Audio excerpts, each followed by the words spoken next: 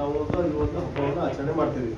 But ನಮಗೆ ಗೊತ್ತಿದ್ದಂಗೆ ಇತ್ತೀಚಿನ ದಿನಗಳಲ್ಲಿ ಏನಾಗಿದೆ, ಕೆಲವೊಬ್ಬರು ಪಟ್ಟಭದ್ರ ಹಿತಾಸಕ್ತಿಗಳಿಂದ ಏನಾಗ್ತಾ ಇದೆ ಅಂತಂದರೆ, ಈ ಒಂದು ಹಬ್ಬವನ್ನು ಒಂದು ಕೋಮಿನ ಸಂಕೇತವಾಗಿ ಇನ್ನೊಂದು ಕೋಮಿಗೆ ಧಕ್ಕೆ ತರುವಂಥ ಒಂದು ಬಹಳಷ್ಟು ಪ್ರಸಂಗಗಳು ನಡೀತಾ ಇದ್ದಾವೆ. ಉದಾಹರಣೆಗೆ ನಿಮ್ಗೆ ಗೊತ್ತಿರಬೇಕು, ಈ ಮಸೀದಿಗಳಲ್ಲಿ ಏನೋ ಪಕ್ಕದಲ್ಲೇ ಗಣೇಶ್ ಕೂಡಿಸೋದು, ನಮಾಜ್ ನಡೆಯೋ ಟೈಮಲ್ಲಿ ಸಹ ಏನೋ ಒಂದು ಜೋರಾಗಿ ಸ್ಪೀಕರ್ ಹಚ್ಚೋದು, ಮತ್ತು ಮೆರವಣಿಗೆ ಹೋಗೋ ಟೈಮಲ್ಲೂ ಸಹ ಅದ್ರ ಎದುರುಗಡೆನೆ ನಿಂತ್ಕೊಂಡು ಡ್ಯಾನ್ಸ್ ಮಾಡೋದು. ಸೊ ಇವೆಲ್ಲ ಏನಾಗಿದೆ ಅಂತಂದರೆ, ಇವೆಲ್ಲ ಸಮಾಜದಲ್ಲಿ ಅಶಾಂತಿಯನ್ನು ಮೂಡಿಸುವಂಥ ಇವೆಲ್ಲ ಏನು ಕೆಟ್ಟ ಒಂದು ಸೂಚನೆಗಳು. ಸೊ ಇವೆಲ್ಲ ಆಗಬಾರ್ದು.